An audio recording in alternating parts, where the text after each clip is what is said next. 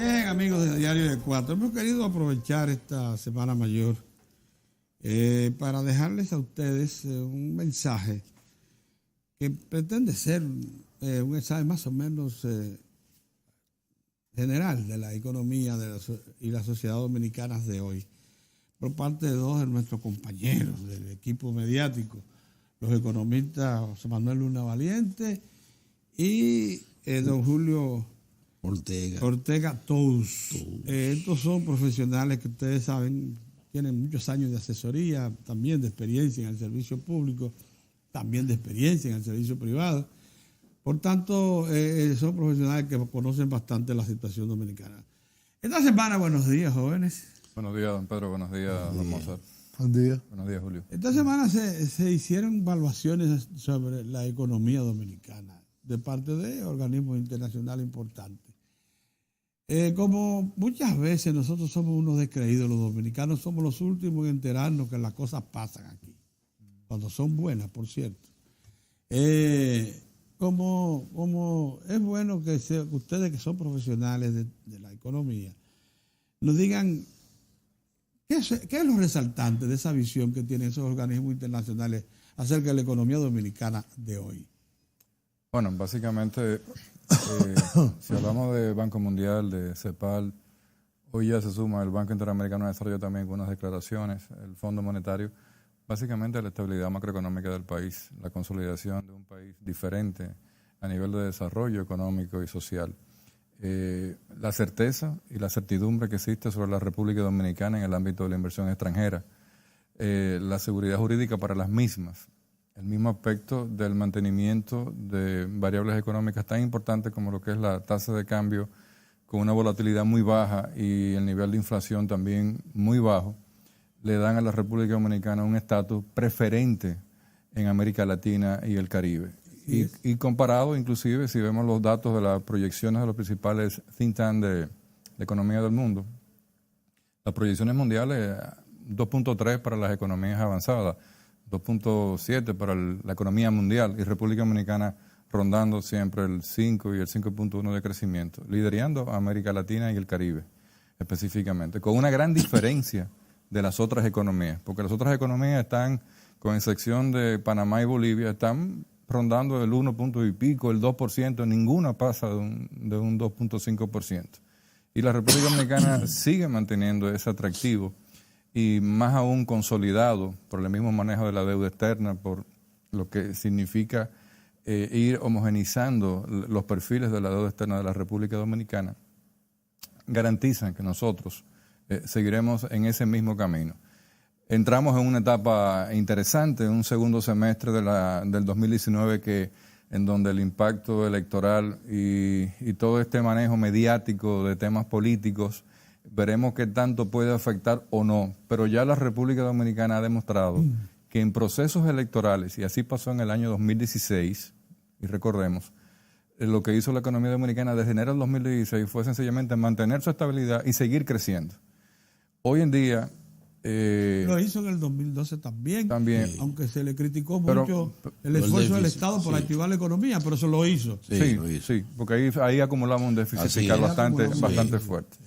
Pero hoy en día, básicamente, el agente principal de inversión, que es el sector privado, puede ver la parte política, pero no es la variable principal en el momento, sino que, ¿en qué piensa? Bueno, en rentabilidad, en inversión, en empleo, en poder producir entes económicos que puedan, a su vez, reproducir sus capitales. Y eso es lo que estamos viendo a nivel privado.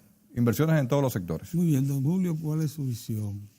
Pero primero yo quisiera, y me lo va a permitir Luna y ellos también.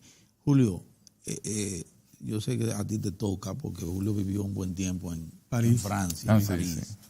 Ese evento de ayer de Notre Dame, bueno, la primera en el mundo, la primera catedral en el mundo, ¿verdad?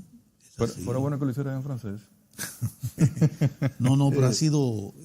ha lastimado. Ha lastimado al mundo católico. Mucho, ver eso en llama. No, mira, yo no soy católico. Pero ver eso en llama. Pero no lo vea como un católico. Entonces no habla del mundo católico, habla del mundo. Sí, del mundo.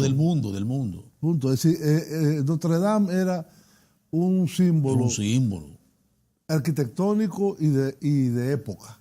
Es decir, en gran parte Notre Dame resumía la construcción de uno de los primeros grandes estados de Europa occidental que afectó a todo el mundo desde el siglo XII.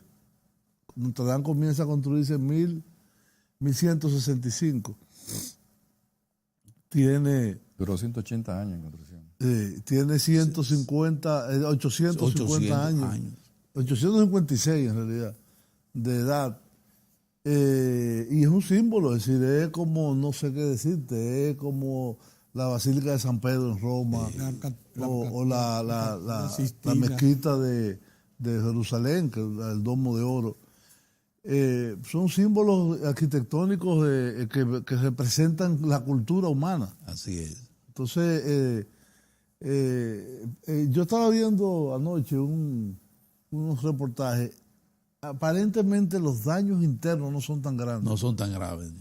Porque lo que se quemó es lo que cubría el techo de piedra. El techo de la catedral, cuando tú entrabas y mirabas hacia arriba, como aquí, también, era una bóveda de piedra gigante y altísima. Pero arriba toda la madera. Entonces arriba tenía el techo de madera, que era una madera, en algunos casos, de 800 y 700 años. Le decían el bosque, porque era todo hecho en madera, es decir, eran troncos de madera muy grandes, atornillados unos con otros, y estaban sometidos a un proceso de reparación, e inclusive una de las el techo en Notre Dame, donde estaba la aguja, se llama la aguja, 95 metros de altura. 96. Bueno, está bien. Uno más. 95 bueno, lo que dicen los expertos, yo no lo he medido. Habían 16 estatuas alrededor que eran estatuas de distintos caracteres, y estaban en muy mal estado. Y una semana antes, el jueves pasado, fueron removidas en el proceso, porque es que el domo, la estaban rehabilitando. No, fueron removidas las 16 estatuas. Y las pinturas también, ¿eh? No, la pintura no. La pintura no. No, pero es que yo pensaba, yo no sabía de que el techo que se veía como oscuro, negro, era para cubrir la bóveda de piedra. De piedra. Sí. Entonces, yo vi una foto, claro, con un incendio de esa magnitud, porque es decir, el material inflamable que había ahí, seco, centenario, con una chispa se quemó. Y aparentemente parte de los tesoros, de los relicarios, de los objetos que habían dentro de la catedral, se ha podido salvar una gran parte. Es lo que vi ayer. Eso llevó al presidente Macron a decir que se va a recuperar. Sí, se va a recuperar. Sí, y además ya hoy vi que hay unos millonarios franceses, hay uno que ofreció 200 millones de euros, ya lo el esposo de Selma Hayek, de Selma, el esposo de la actriz. No sé cuál es exactamente, pero es un millonario francés. Salma Hayek. Hermosa Salma. 200 millones por un lado y otros 100. Sí, así fue. El de 200 y la alcaldía de París ya comprometió 50 millones. El dinero no ¿Cuál es la cantidad de visitantes ahí? 14 millones. 13 millones. Ustedes están oyendo. Tú estás oyendo, Pedro. Tú sabes que ese es un problema muy serio. Él tiene un 1 por arriba. Ese es un problema 96, muy serio. 95. Porque cuando tú tienes un monumento como ese, que fue construido para actos religiosos, y tú tienes una afluencia de... Yo he ido muchas veces a Notre Dame y es que tú estás casi con la gente, con la gente, así es. De la cantidad de gente. En algún momento, de hecho, recuerdo que haber leído un artículo de que debe regularse, porque en ese turismo cultural que va a las grandes construcciones, como por ejemplo la Torre Eiffel, que es el otro atractivo turístico, arquitectónico de París. Pero ese es mucho más joven, ese tiene 100 y algo de años. Y es representativa de la modernidad. Aquello es de la construcción de la Edad Media. Son decenas de millones de personas que van. Entonces, hay un momento que cuando el impacto, las vibraciones de esas visitas llegan a afectar. De hecho, yo sé que en la Torre Eiffel están controlando mucho el acceso. Bien. Entonces, es muy lamentable. Hay cosas que no se van a recuperar nunca, probablemente, sobre todo cuadros, pinturas, etcétera. Pero yo no dudo de que hagan un trabajo de recuperación rápido. Cuando tú entrabas así, como dice, con toda esa gente, tú decías, pero yo la quiero apreciar mejor. Y entonces tú te ponías en la acera de enfrente y veías el frente arquitectónico de esa cosa. Pero ese no sufrió. Eso no sufrió. Eso no sufrió nada. Eso fue atrás. Está un poco con humo. Es inmensa. Porque el gótico parece sobrecargado. Sí, pero Pedro, parece sobrecargado, pero ese interior es precioso. Es una cosa. Pero hay ya, por ejemplo, en Wikipedia ya se acaba de publicar el incendio y los daños ocurridos. Y gracias a Dios se dice que todas las obras de arte y las reliquias se pudieron salvar. El tesoro de la catedral está intacto. Eso es lo que la gente va a ver. La corona de espinas, los santos sacramentos, las obras de arte, las reliquias y otras antigüedades almacenadas en la catedral, incluyen la corona de espinas, el clavo, que Jesús supuestamente usó antes de su crucifixión, y un pedazo de la cruz en la que fue crucificado. El clavo. Eso es algo impresionante. Yo quería decir con eso que si bien es cierto que la Catedral de Notre Dame, Nuestra Señora, es una obra arquitectónica de estilo gótico única en el mundo. Sí. Pero también hay que decir que la parte principal es que es el ícono del catolicismo a nivel mundial. Sí. Es la arquidiócesis de Francia, de París, y es un símbolo del catolicismo. Es un símbolo, sí. Entonces no nos... yo creo que el mayor símbolo es el Vaticano, la Catedral de San Pedro. No, pero el Vaticano es una oficina administrativa. La Catedral de San Pedro. Esa capilla Sistina es impresionante. Pero evidentemente que Notre Dame además Vaticano, el Vaticano compite ahí. Sí. Bien, señores, pero lo mismo hecho de la misma tipo de construcción, o sea, madera contra cemento, barro. No, más antigua. Notre Dame regresemos mucho más a la tierra tropical que nos vio nacer. ¿Quién? Regresemos a la tierra tropical que nos vio. No, tú sabes lo que a nosotros nos debe de dar, no solamente lamentar este evento, sino comprometer recursos para conservar nuestro patrimonio. Nosotros tenemos una ahí de 500 años. Sí. Bueno, la nuestra es primera de América, Notre Dame es primera del mundo. Del mundo, exactamente. 500 años. Y en todo su entorno, es decir, la vieja ciudad de Santo Domingo, que se está aprovechando y restaurando bastante, hay que invertir dinero para recuperar ese patrimonio. Miren, oigan esto, qué interesante lo que tú dices. Así como Notre Dame, esa es nuestra Notre Dame. Así como Notre Dame es para todo el arte gótico, la expresión que incluso todavía a los estudiantes de arquitectura de todas partes del mundo, entre las cosas que primero le enseñan, es el arte gótico representado en Notre Dame. Sí. Así como pasó eso, es bueno que se sepa que en la República Dominicana UNESCO reconoció la ciudad colonial como la primera expresión del arte el que sucedió al gótico precisamente en la Edad Media. El Renacimiento. El Renacimiento. Es la primera ciudad diseñada y construida según las normativas del Renacimiento. Porque, ¿qué pasó? Cuando se produce el descubrimiento de América. Las pocas ciudades cuadriculadas. Exacto. Cuando se produce el descubrimiento de América, el Renacimiento acababa de imponerse como concepto. Pero Europa no había tenido la oportunidad de construir, según el concepto del Renacimiento, ninguna ciudad. Cuando vienen aquí, dicen, vamos a aprovechar.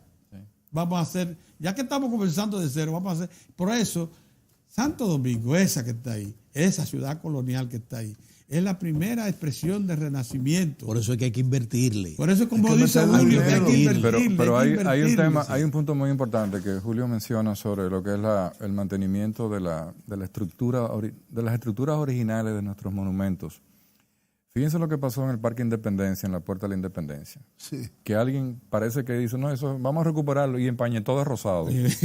Una mampostería totalmente desfasada y divorciada, porque hoy en día hay miles de expertos en recuperar, es como los cuadros.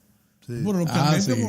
Oye, yo estuve una vez en Washington cuando estaban trabajando, cuando estábamos con el tamaño del hotel, y visité el Museo de Historia y Geografía. ¿Del Smithsonian? No, del Smithsonian no, el otro. El Smithsonian está aparte. Y en ese momento había algo parecido como este tamaño del estudio, una cúpula de cristal. Había un hombre colgado del techo con un arnés, pero acostado. O sea, él estaba acostado y estaba trabajando. En el piso estaba la bandera original de la Unión, la de los 13 estados. Y estaba recuperándola. Y estaba prohibido ahí tomar fotos, porque la foto podía alterar pero todo ese tipo de cosas aquí no se toman en cuenta. Aquí dicen, vamos a recuperar la zona colonial, y empiezan a tumbar y a desbaratar. El Alcázar de Colón. Mira, Pedro, nosotros lo recordamos. Hubo un tiempo, después de la muerte de Trujillo, que el Alcázar de Colón parecía una ruina, ¿te acuerdas? Sí. Y estuvo en ruina. Era una ruina en ese momento. 1940. ¿Tú puedes creer, Mozart, que se solicitó a la gente que sabía española de eso? Y vinieron y lo reconstruyeron tal cual. Yo quiero que vamos a retomar la economía ahora. Podemos seguir con la cultura. Sí. No, y para cerrar el tema de Notre Dame, lo lamentable de este incendio en sí es que además es iniciando la Semana Santa. Sí. Exacto. Pero ven acá, eso es una cosa que puso uno a pensar. Y supuestamente hay una noticia que dice... dice... Ya yo pensé en un faldú que soltó algo ahí adentro. No fue una acción criminal, no fue. Pero ven acá. Los faldús se dan para cualquier cosa. No. ¿Con qué fue coincidió con el Titanic? El Titanic. El mismo día. Y la muerte de Leonardo da Vinci. Sí. El hacedor de la capilla Sistina. El mismo día.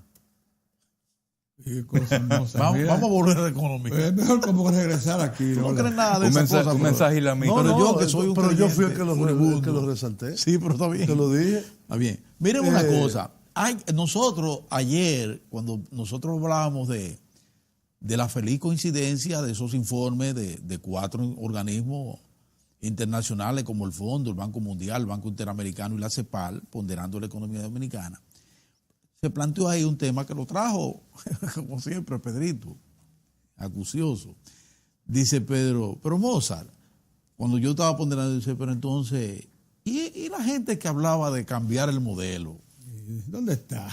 A propósito de lo que ha pasado con este modelo, que ha dado resultados como el que tenemos de crecimiento que viene, no viene desde ahora, nosotros tenemos más de 10 años. Mucho más de 10 años. Percibiéndolo mucho más, creciendo y con estabilidad.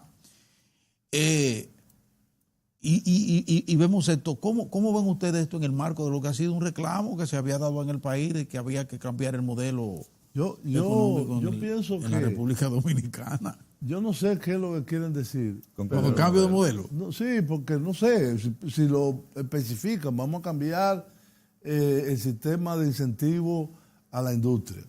Vamos a transformar la agricultura en una agricultura centrada en tal cosa. Sí, pero cambiar el modelo es como decir... todo el concepto del cámbiate el peinado, Pedro. Exacto, sí. Y tú no tienes con qué cambiarte el peinado. Yo cambié mi modelo. Entonces lo que yo sí creo es... Pero tú has dado resultados. Que uno debe de ver, de constatar y de preservar lo que son las características, diríamos, resaltantes de lo que ha basado el crecimiento yo te diría, desde el año 92. De forma continua. Con el 92. Hay un bache. Con Balaguer. Que es 2002-2004. Por la crisis bancaria, mal manejada por el Estado. Sí. Y en cierto sentido, no fue que hubo un decrecimiento, pero el impacto de la crisis económica financiera internacional 2008 hizo que el crecimiento bajara a un 3.6%. Pero eso tampoco es malo. Así mismo fue. Eso fue. Ahora, aparte de esos dos baches, desde el 92 para acá, la economía dominicana crece a tasas altísimas, que llegaron a ser del 7.5%. En la década de los 90. Y promedió los 90, sí. Promedió 7. Compitiendo con el 9 de China. Claro, pero hay una serie de elementos que hay que abordar y que hay que transformar y que hay que reformar para que ese modelo o este crecimiento pueda sostenerse. El otro día vi una entrevista de mi amigo Temístocles Montá en un programa de Víctor Gómez. Muy interesante, en el que él, algo que yo conocía, que lo hemos discutido varias veces, insiste en que lo que permitió el largo periodo que se inicia en el 92 de crecimiento con estabilidad relativa fue las reformas que se hicieron en el mercado de trabajo en el mismo año 92, el código, sí, en el régimen aduanal y los aranceles en el año 90 y el Código Tributario en el año 92. Esas tres reformas fueron las que le dieron el fundamento a el crecimiento dominicano de, ¿cuánto hay del 92 para acá? 26 años. Sí. Vamos a decir, de un cuarto de siglo. Perfecto. De un cuarto de siglo. Decía ayer, y ahí empalmo con lo que estaba diciendo José Manuel, el nuevo representante del Banco Interamericano de Desarrollo en el país, que no recuerdo su nombre. Robert. No, es hispano. No, tiene nombre americano. Tiene nombre sajón. Él es hispano, pero es hispano. Sí. Bueno, él. El nuevo representante del BID, que la República Dominicana requiere obligatoriamente una nueva ola de reforma. Y probablemente a partir del 2020. De reformas tributarias que hagan mucho más progresivo yo le agrego, el sistema fiscal del país, que permita darle sostenibilidad en el tiempo a la deuda pública, sí, y que permita financiar, tener los elementos para el financiamiento de grandes transformaciones en el sistema educativo, no solamente de educación básica, sino también universitaria. Superior, claro. Hay que invertir en investigación y desarrollo, que aquí se invierte muy poco en esto. Eso es verdad. Hay que crear un sistema de innovación combinado entre el Estado y el sector privado, de incentivo a la innovación. Hay que avanzar en un paso que ya tú resaltabas, y era en la incursión de las empresas dominicanas en el mercado accionario, sí, en la bolsa de valores. Eso le va a dar mucha profundidad a la economía. Y democratizar. Pero sobre todo hay que hacer una gran transformación en el sistema de seguridad social. Para darle equidad, inclusión social, inclusión social, desarrollo humano. Todo eso. Todos esos componentes vienen dados por un sistema sanitario público. Así es. Bien sustentado, bien administrado y bien financiado, y con un sistema de pensiones público también. Que ya nos están pidiendo un cambio. Porque sin eso, los elementos de estabilidad social y estabilidad macroeconómica, hay que enfrentar el tema del gasto tributario. Hay que tener un respuesta para eso. Los reclamos, los retos que tenemos son tan importantes que sería bueno que ustedes expliquen mucho más eso. Ahora, eso es hablando en voz alta. Vamos a hacer un cambio y lo retomamos ahí.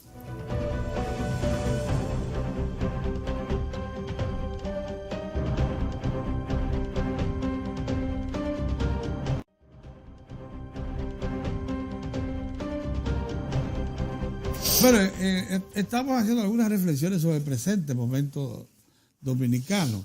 Muy valiosa el testimonio de Julio sobre lo que él Notre Dame. Sí, claro. La vivió y la conoció en detalle. Pero también bajamos aquí a tierra firme en esta isla y analizamos la situación económica y en particular una iniciativa de Mozart que pasásemos revista al modelo. Hay muchas concepciones del modelo. Yo incluso tenía una visión del modelo que era más amplia. Para mí el modelo es toda la estructura económica, acá con cada uno de sus componentes. Sin embargo, a veces la reducen a darle cambios a su expresión o a algunos de sus factores más importantes. Pero para mí es todo, toda la concepción, cada uno de los motores. Ahora bien, Luna quiere una algo visión sobre a partir de lo que decía Julio. Mira, sobre lo citado por el BID. Dándole un poco de fuerza al planteamiento de Julio. ¿Qué es un modelo?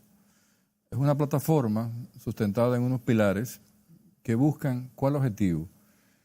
Producción de riqueza, producción de empleos, crecimiento y desarrollo. Esos son los pilares de la plataforma que se llama modelo. Así es. República Dominicana, antes de los 26 años que planteaba Julio, ¿qué modelo tenía? Bueno, la economía de postre, café, azúcar y cacao.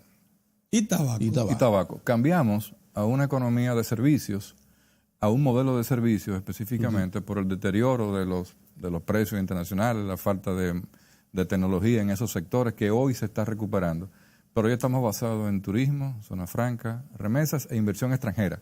Y que son los 4 pilares. Méteme a minería ahí. No, porque inversión extranjera está en minería, está en todos los sectores de la economía. Entonces, ¿qué pasa?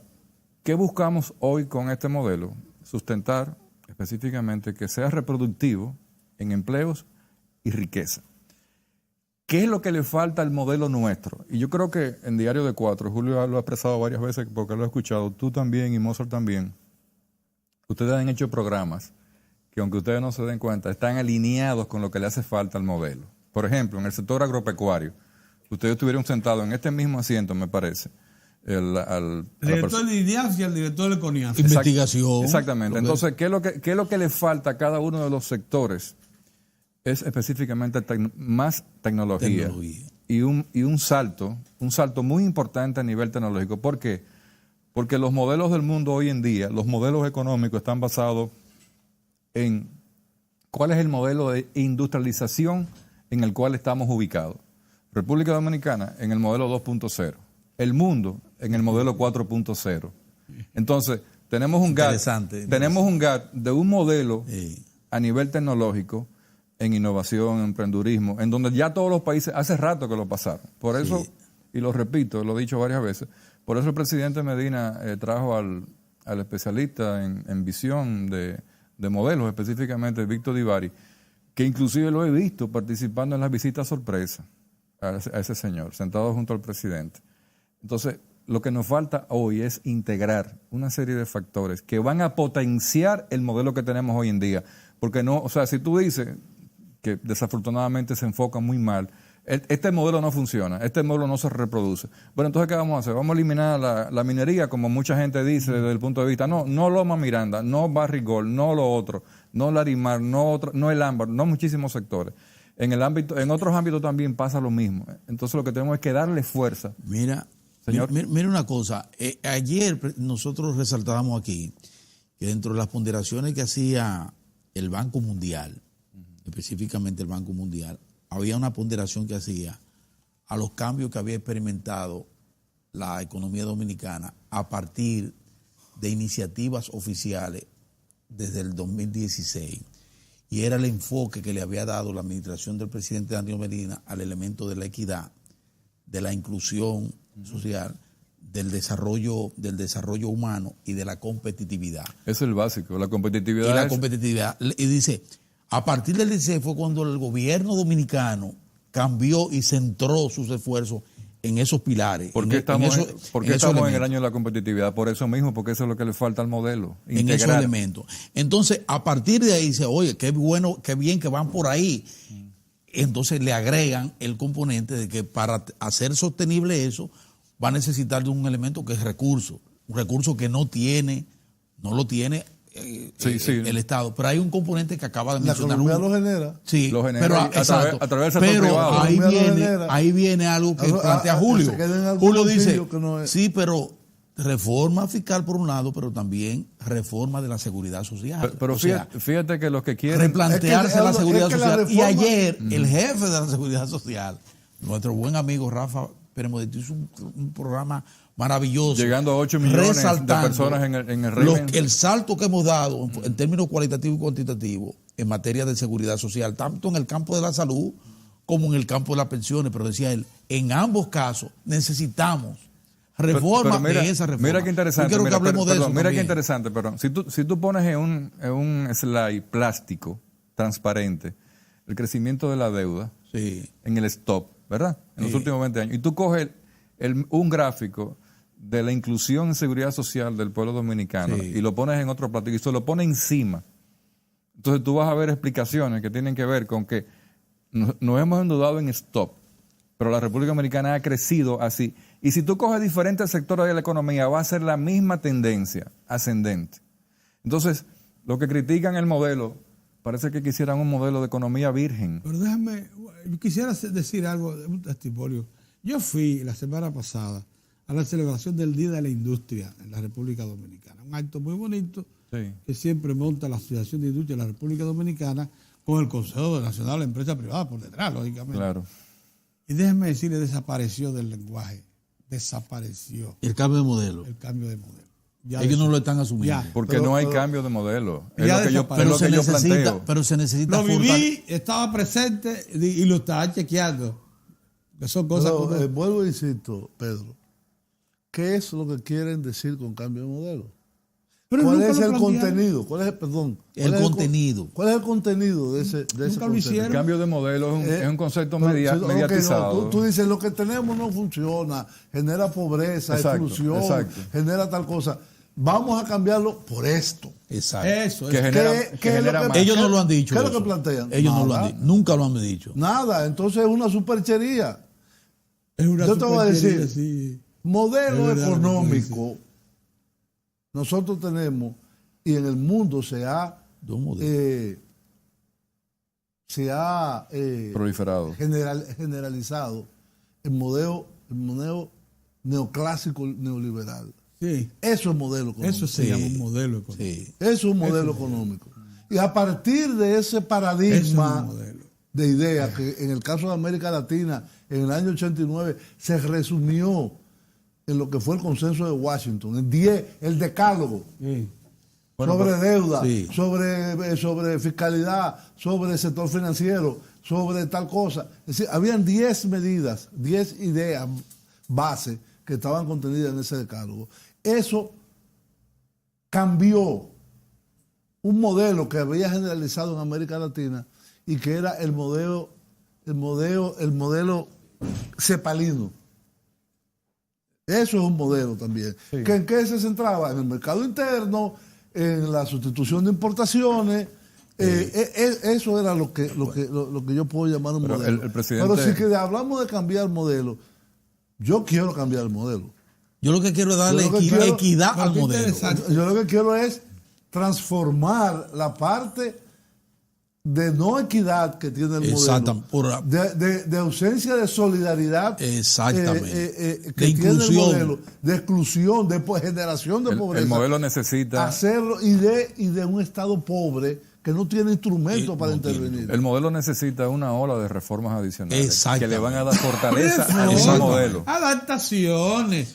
Por ejemplo, la seguridad social necesita una reforma. Yo en el 2003 hice un especial llamado Desarrollo Dominicano. Yo le daría un toque, y nadie me dio una visión. Yo le daría un toque más neokeynesiano a la economía dominicana. Sí, pero en mira, el que el Estado tiene un rol mucho más activo. A Y ese yo ustedes que han sido tan defensores de la inversión en Punta Catalina, ustedes lo que están defendiendo es eso. Eso es verdad. Es un Estado más neo-keynesiano. Es una combinación entre un Estado con elementos neo-keynesianos y con ese sector empresarial. Pero en el caso de Punta Catalina, el Estado no actuó como un Estado neo-keynesiano. Claro que sí, fue el que hizo la inversión. Perdón, la hace, pero por una decisión política importante, para no continuar. Para no continuar. Pero perdón, pero déjalo que termine. Déjalo que termine. Es otra cosa. Déjalo que termine. Porque en eso hubo una contingencia ahí. En el año 1999, o 2001, perdón. Primero con la reforma de la empresa pública, después con la ley general de electricidad, de que el Estado saldría del sector eléctrico. Y que eso sería responsabilidad única del sector privado. Y no se pudo. No se pudo hacer. Y el Estado tuvo que intervenir. Así fue. Pero hubo una ¿Qué hubiese pasado si no se toma la decisión por encima de todos los sectores que presionaban al Estado simplemente para pasarle la factura de los generadores? Tuviéramos una deuda de $2.000 millones con los generadores ahora mismo. 2.000 al año. Mucho más al año.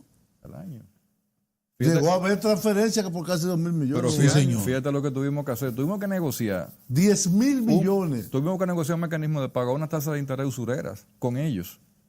Cuando la factura llegó a $800 millones. Eso fue así. En un mes. No, pero eso fue en el Acuerdo de Madrid. No. Eso es ahora. Posterior. Eso es ahora. Posterior. Ahora sí. Posterior. El Acuerdo de Madrid. ¿Cuánto le pagan? No, ya eso se saldó. Eso es 500 lo que queda millones. es una cuenta mensual. Lo que queda es una cuenta corriente. Pero ven acá, pero es el Estado. Sí. Es el Estado. Es un cliente cualquiera, es un delincuente, es el Estado dominicano. Sí, bueno. Pero usted no pero todavía seguimos en el mismo esquema. Perdón. No siga con esa palabra. Perdón, todavía seguimos con esquemas fácticos. Que nos inventamos de que la famosa Fiscalía de Italia de Tecnimón, eso no existe. No, eso es. ¿Y qué? Oye, que se trancó Punta Catalina. Señores, no debía.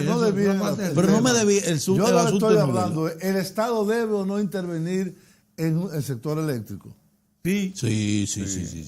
Como concepto. Sí. Pero el Estado debe o no intervenir. ¿Cómo debe intervenir en la salud? En la política de financiamiento al desarrollo, en el sector financiero. Pero por para supuesto el desarrollo. Que sí. Por supuesto que sí. ¿Y qué es lo que el Banco Reserva? Con los agentes que le convengan. No, pero no es solo ahí. Es un banco comercial. Sí. Estoy hablando de inversiones de mediano y largo plazo. Es un banco comercial donde el principal accionista es el Estado. Un seguro de vida del Estado. Pero es un banco comercial igual que todos nosotros. Eso es lo que ha demostrado.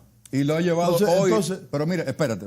Un cambio de política en el sector financiero fue convertir al Banco de Reserva en un competidor del sector privado. Eso es todo. El Banco de Reserva, y nosotros trabajamos modestamente en lo que fue el plan estratégico del Banco de Reserva. ¿Y qué se demostró? Mientras todos los bancos incrementan su participación en los sectores de la economía, yo estoy aquí tranquilito, nada más dependiendo de que me llame el Estado y me diga, págame la perdón. Déjame seguir con mi Estado no keynesiano.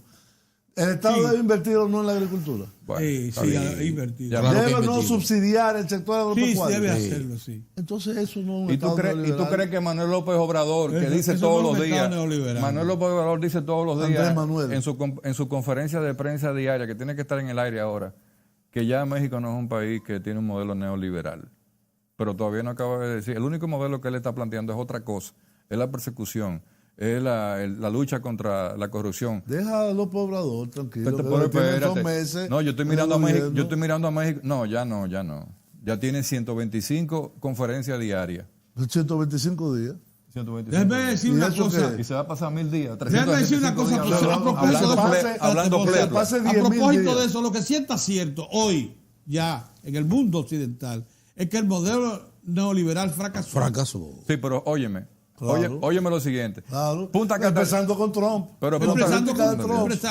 Punta Catalina, el Estado interviene e invierte, pero a la vez tiene preparada la licitación para la participación del sector privado para salirse de ella. Eso es verdad. Eso porque es verdad. El Estado dominicano no iba a recibir. No va a salir de ella. No iba a recibir. Va a tener una participación. Del sector privado. Oye, ¿cuál es el problema? El Estado dominicano, 49%. del sector privado, generador, no iba a recibir el apoyo financiero para ejecutar Punta Catalina. Lo que iba a recibir era más presión y más apagones financieros en la República Dominicana. Se le abría el Pero tú me estás dando la razón entonces. Te estoy diciendo lo que... Pero el Estado decidió hacer la inversión. Por eso porque mismo, el sector privado no la iba a hacer. Por eso mismo. Y creó una empresa generadora. Ahora, lo importante es que este modelo está reclamando, óyeme, el modelo está reclamando entonces una reforma fiscal. Lo está reclamando. Correcto. Como para compensar, o sea, como elemento, es como un suplemento alimenticio. No, para darle fuerza a la creación de riqueza, porque si la riqueza cree... Pero necesita también una reforma del sistema de la seguridad social en sus dos componentes básicos. Profunda. Es profunda. Señores, en salud, y en pensiones y riesgo laboral. Mira, yo difiero totalmente de esos planteamientos. Para mí el modelo lo que requiere, esas son reformas estructurales del modelo para hacerlo mucho más eficiente, pero para hacerlo que crezca más y que la plataforma sea más fuerte, lo que tiene que tener es innovación, tecnología. Innovación. En todos los sectores de la economía. El modelo de seguridad social que nosotros tenemos es un modelo inventado en Chile, déjame terminar, en Chile y en Colombia para el sector financiero acumular dinero. Lo que nosotros necesitamos es un verdadero sistema de seguridad social que dé servicios generalizados de salud y servicios generalizados de pensiones a los envejecientes, que no hay, no existe. Cuando el asalariado crece en condiciones, en competitividad de mano de obra, crece toda la economía. No es axiomático. Es casi axiomático. Necesitamos reforma para procurar empleo, la formalidad en el empleo, y empleo de calidad. Pero mira, necesitamos una reforma en el sistema de salario. Pero yo le pongo el ejemplo que es un componente fundamental. Es que eso no es, porque eso no es modelo. Lleva a la equidad y a la, inclusión. Eso no es modelo. Pero no, yo digo elementos que necesita el modelo. Porque el modelo ha sido exitoso. Ha creado riqueza. Fíjate cómo tú le das solidificación al modelo. Tenemos una preocupación con el arroz, ¿verdad? Sí. Bueno, pues entonces, ¿qué vamos a hacer para seguir siendo competitivos en este esquema y en el que viene? Le vamos a poner un impuestico ahí. O sea, ¿cuál es el modelo? Bueno, le acaban de poner el nombre del taiwanés a la planta de Juma, al proyecto de Juma. Sí, hay 4 variedades nuevas. Sí, hay 4 variedades. Exacto, pero fíjate por ejemplo, que aquí hay empresas que están en el modelo, pero están en contra del modelo. ¿Qué hizo una empresa dominicana, y me reservo el nombre, con la siembra del maní? Hace un tiempo. Sí. Dice, pero no sale más barato importar el maní. Sí. Y me quedo con la PL480 por aquí y lo envaso. ¿Y qué ha pasado con el maíz también, Pedro? Tú que manejas, mira cómo él se ríe, él sabe. ¿Qué ha pasado con el maíz? Nosotros desarrollamos la variedad K28, tú la conoces. Más eficiente. Dice, pero ¿y para qué vamos a estar sembrando maíz?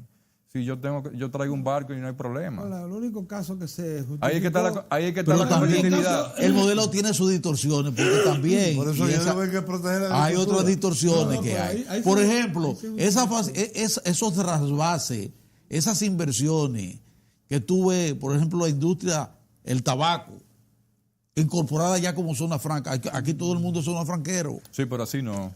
Así no. Sí.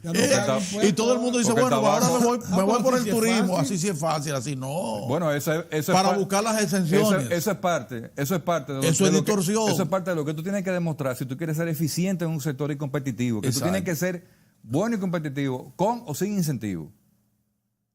Porque el mundo entero está lanzado a eso, pero ya, óyeme, ya esa sombrilla y ese yaque apretado, dice... Y ese proteccionismo estatal. Sí, pero también ahí hay una gran ilusión y una gran evasión. Paternalismo. Hay una gran ilusión y evasión de esos sectores que reciben cada vez más incentivos y más exoneraciones. Porque tampoco es verdad, y el caso del turismo es el más sencillo. Sí, estamos creciendo en turismo. Por ejemplo, ayer salió el informe del Banco Central, que se lo sociabilicé, 1.8 millones de turistas en el primer trimestre. Ahora, los tour operadores, en los cuales los hoteleros compran un paquete de 500 habitaciones por 14 días o por un mes, por 2 meses. ¿Dónde se deposita ese dinero? En una cuenta internacional. ¿Y qué hace el hotel? Le manda a la República Dominicana a su hotel. Le dice, mira, espérate, paga la nómina, los gastos administrativos, la energía y lo otro. Sí, es verdad. Para 3 vacaciones. Se nos agotó el tiempo. En resumen, nuestro modelo ha sido exitoso, ha creado riqueza y debe seguir siendo implementado. Lo que necesita es reformas. Sí, incorporar esas reformas. Sí. Muy bien. Pues entonces, gracias, jóvenes. Vámonos al desayuno ahora. ¿Qué es lo que van los pastelitos? No. Regresamos la próxima. Regresamos luego, señores, a comportarse bien y a seguir las orientaciones de las autoridades. No, nosotros de partir de hoy nos vamos a bye bye.